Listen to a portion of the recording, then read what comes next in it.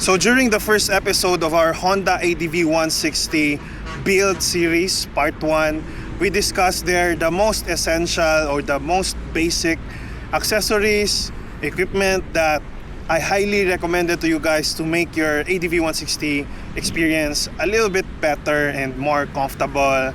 So that video was received well by you guys. Thank you so much for all the support. When I first got this bike, I know that I mentioned to you guys that I wanted to make this like my dream concept for this was like a sporty concept. But I also realized that this is an ADV. This is an adventure bike. So why not at least experience the essence of the bike, right? So I decided to buy a couple of accessories, just the basic adventure or touring concept gear, equipment that I wanted to install on this one so that at least I can have that feeling or experience of an adventure bike. I know that I wanted a bigger adventure bike, but while we're working on it, at least I can experience it through this amazing scooter right here. So ladies and gentlemen, welcome to another episode of this channel. We're here, we love to talk about the things that help us win in life. And today I hope that this video will help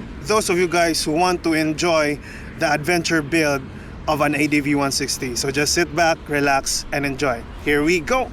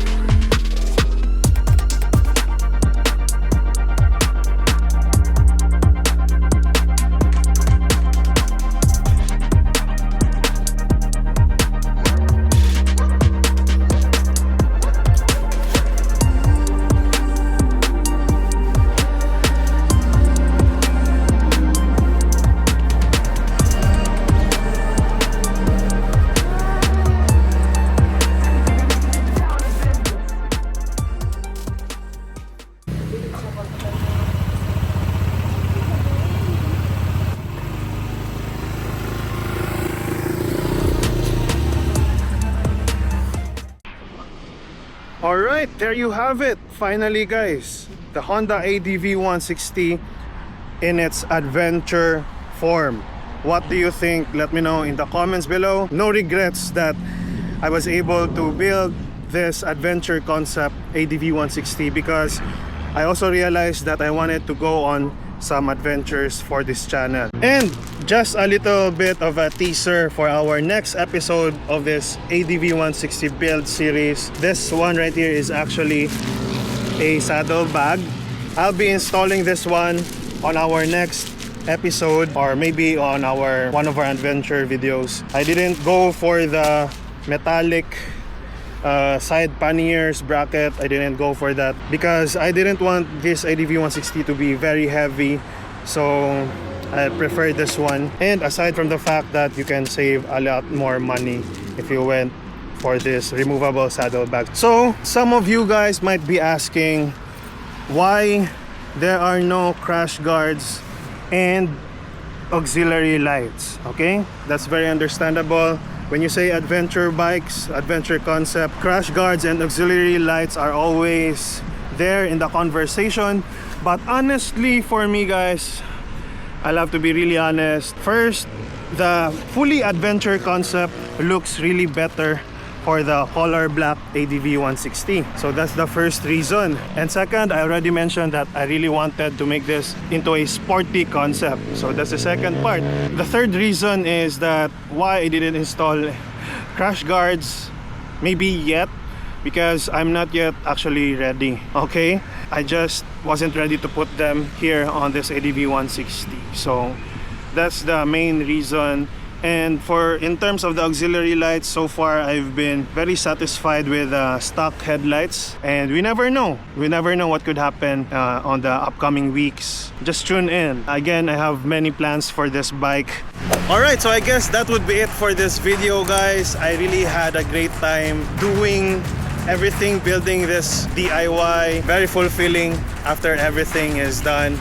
Now you can see your finished project, and I can't wait to take this bike on my adventures on the upcoming video. So I can't wait to share them with you. Subscribe, like this video, comment your thoughts down below. I'd be happy to read all of them. So this has been Ronnie with Project Gentleman, reminding you that if you seek God first, all of the things that you need will be added into you, and that's when you truly win in life. Thank you so much for watching, and I can't wait to see you on our upcoming adventures. Peace!